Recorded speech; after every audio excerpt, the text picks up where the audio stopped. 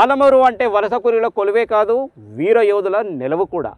హస్నాబాద్లో హస్తే హస్తే దేశం కొరకు పోరాడే సైనికులు ఇక్కడ ప్రతి ఇంటా ఉంటారు.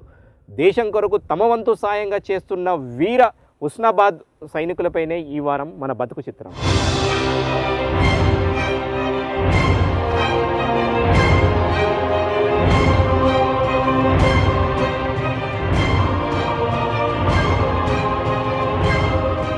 మహబూబ్నగర్ జిల్లా కొడంగల్ మండలంలోని ఈ గ్రామం చాలా స్పెషల్.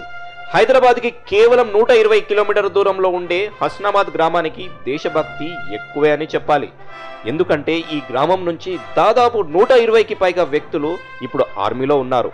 ఇక్కడ ఏ ఇంటికి వెళ్ళినా ఆ ఇంట్లో సైనికులు యూనిఫామ్ను ధరించి తుపాకులు పట్టుకుని ఉండే ఆ కుటుంబ సభ్యుల ఫోటోలు మనకు దర్శనమిస్తాయి.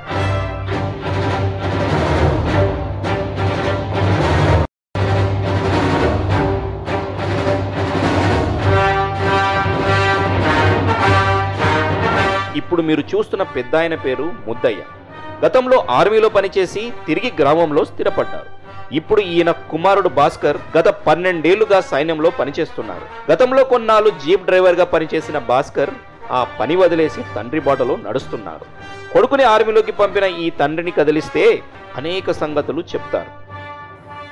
వాడు జీప్ నడిపిస్తుండే, మరత ఈయన్నే అది ఆటో నడిపిస్తుండే.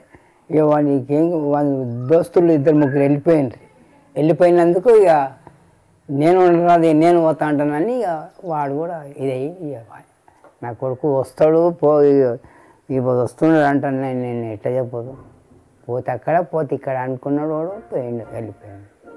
ప్రతి ఇంట్లో ఒక్కరే కాదు, 2-3 కూడా ఆర్మీలో ఉన్న కుటుంబాలు ఈ ఊర్లో అనేకం ఉన్నాయి. ఇప్పుడు మీరు చూస్తున్న ఈ అమ్మ పేరు శ్యామలమ్మ. ఈమె పెద్ద కుమారుడు రాములు ఆర్మీలో సర్వీస్ పూర్తి చేశారు. మరో కుమారుడు శ్రీనివాసులు ఇప్పుడు వెస్ట్ బెంగాల్లో ఆర్మీ డ్యూటీలో ఉన్నారు. అంతేకాదు తన మనమలను కూడా సైన్యంలోకి పంపడానికి ఈమె ఇప్పుడు ఆరాటపడుతుంది. నాకు 3 కొడుకులు, 2 కొడుకులు ఉండరు అక్కడ. వెస్ట్ బెంగాల్లో ఒక ఆయన రిటైర్డ్ అయ్యి ఇంటికి వచ్చిండు. 1.5 ఏళ్ళలో ఉండడు. హస్నాబాద్లో ఉండే ఒక కుటుంబానికి ఆర్మీతో పాటు సినిమా టచ్ ఉండటం విశేషం. అది బాహుబలి సినిమాతో అంటే నమ్ముతారా? నమ్మాల్సిందే. ఇప్పుడు మీరు చూస్తున్న ఈ ఇల్లు నరహరి గౌడ్ అనే సైనికుడి కుటుంబానికి చెందినది. నరహరి అన్న నటుడు బాహుబలి సినిమాలో కాలకేయుడి పాత్ర పోషించిన ప్రభాకర్. పలు సినిమాల్లో వైవిధ్య పాత్రలు పోషిస్తున్న ప్రభాకర్ గౌడ్ అందరి మన్నలను పొందుతున్న విషయం తెలిసిందే. 2 అన్నదమ్ములు తమ గ్రామానికి మంచి పేరు తెచ్చారని గర్వపడుతున్నారు కుటుంబ సభ్యులు. మా దేవుడు అమరేంద్ర బాహుబలి రక్తాన్ని విను.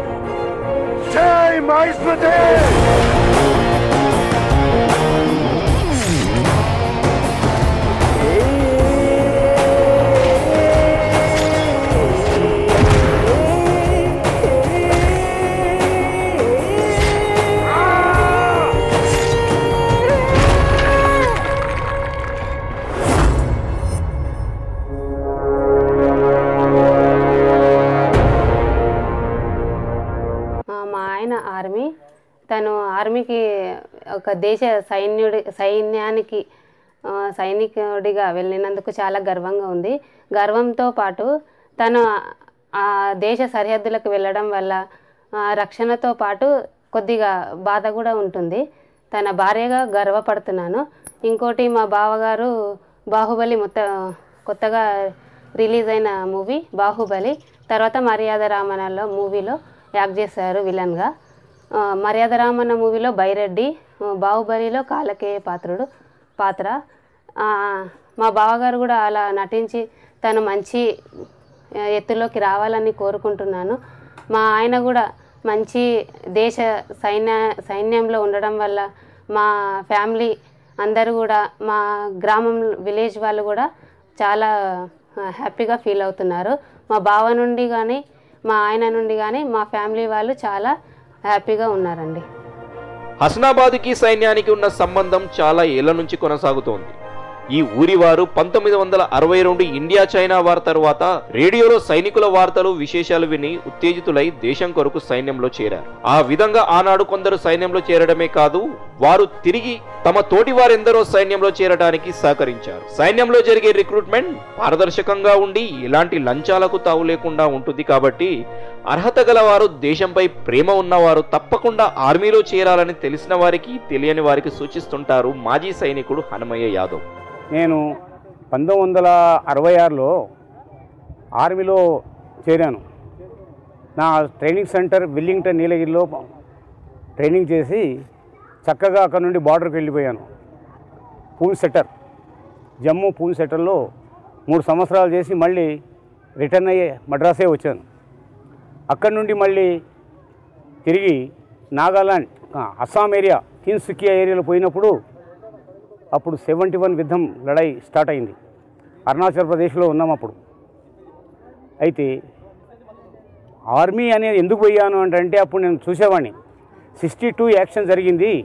చదువుకునే దశలో 1962లో చైనా యుద్ధం జరిగినప్పుడు రేడియోలు ఉండేది. అప్పుడు రేడియోలో ప్రసంగం అయ్యేది, ఇంతమంది ఈ విధంగా మన జవాన్లు ఇట్లా మంచిగా చేస్తున్నారు, ఈ విధంగా బాగా ఉంది అనే ఉద్దేశంతో నేను కూడా ఆర్మీలో పోవాలి, పనిచేస్తే బాగా పేరు వస్తుందనే ఉద్దేశంతో దేశ సేవ చేసినట్లుంటుంది అని తలంచి నేను 1966 ఫిబ్రవరి 22 తారీఖున ఆర్మీలో చేరాను.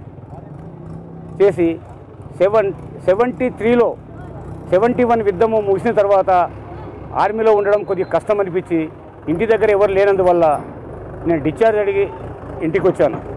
వచ్చిన మళ్ళీ 2 సంవత్సరాలకే మళ్ళీ డిఎస్సి, డిఫెన్స్ సెక్యూరిటీ కోర్స్, అది ఆర్మీ లాగానే అక్కడ 3 సంవత్సరాలు చేసి మొత్తం 16 సంవత్సరాలు సర్వీస్ చేసి రిటైర్డ్ అయ్యి ఇంటికి వచ్చి మా ఊర్లో ఉన్నాను. ఇక్కడ మా ఊరికి వచ్చిన తర్వాత కొందరిని ప్రోత్సహించి కూడా ఆర్మీలో పంపించాను. వాళ్ళు కూడా ఇప్పుడు రిటైర్డ్ అయ్యారు ప్రస్తుతానికి. ఇంకా మా పిల్లలకి బోధించేది ఏమంటే, అయ్యా మంచి ఉద్యోగం అంటే ఆర్మీ, లంచము లేని ఉద్యోగము, నీ బ్రతుకు తెరువు గురించి అంటే నీ అన్నం తినాలి, నీ తల్లిదండ్రులు పోషించుకోవాలంటే ఆర్మీలో పనిచేయాలి అని పిల్లలు మంచిగా బోధిస్తున్నా. మీరు మంచిగా ఎక్సర్సైజ్ చేయండి, బాగా రన్నింగ్, ఫిజికల్ ఫిట్నెస్ ఉన్నారంటే మీకేం ఆర్మీలో ఏ లంచం లేకుండా మీకు జాబులు దొరుకుతాయి. హైట్ ఉండాలి, మంచిగా 5 feet 3 inches ఉంటే చాలు. మంచి హెల్త్ ఉంటే మీరందరూ ముందర బాగుపడతారు, మన ఊరి పేరు కూడా తెస్తారని నేను భావించి పిల్లలకు బోధిస్తుంటాను. కేవలం దారిద్ర్య రేఖకు దిగువన ఉన్నవారు లేదా మధ్యతరగతి వారు సైన్యంలో చేరుతున్నారని మీరు అనుకుంటే పొరపాటే. హస్నాబాద్లో ఇప్పుడు మీరు చూస్తున్న ఈయన పేరు చంద్రప్ప. వీరిది political family. వ్యవసాయ భూములు ఉన్నాయి. నెల వచ్చే జీతంపైనే ఆధారపడాల్సిన అవసరం లేదు. అయినప్పటికీ ఇతను సైన్యంలో పనిచేసి వచ్చారు. అసలు తన జీవితం సైన్యంలో ఉన్నప్పుడే బాగుందని అంటారు.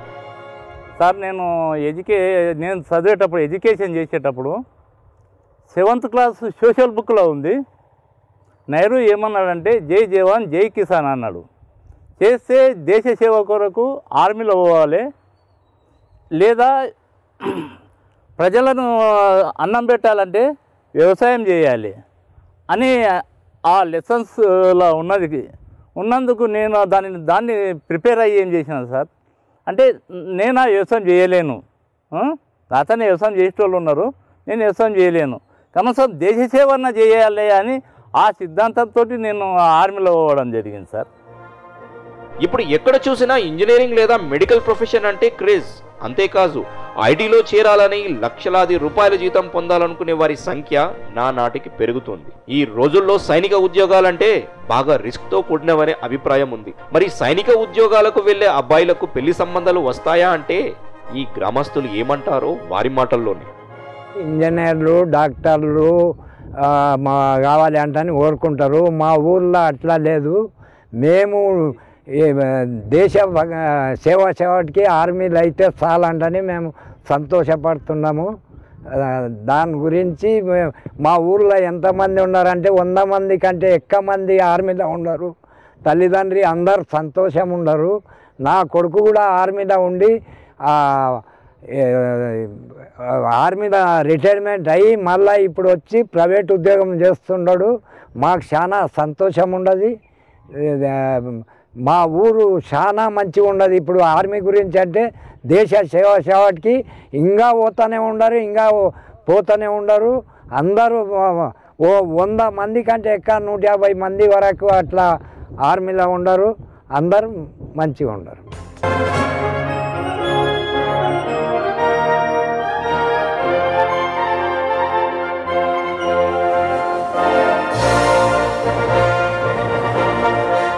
హస్నాబాద్లో ఇప్పుడు సైన్యంలో చేరి పూర్తి సర్వీస్ చేసుకొని తిరిగి వచ్చిన వాళ్ళు ఉన్నారు. ఇప్పటికే పని చేస్తున్న వాళ్ళు ఉన్నారు. రాబోయే రోజుల్లో జాయిన్ అవ్వడానికి ఆసక్తిగా ఉన్న యువకులు కూడా ఉన్నారు. వారి గురించి ఓ చిన్న బ్రేక్ తర్వాత చూద్దాం.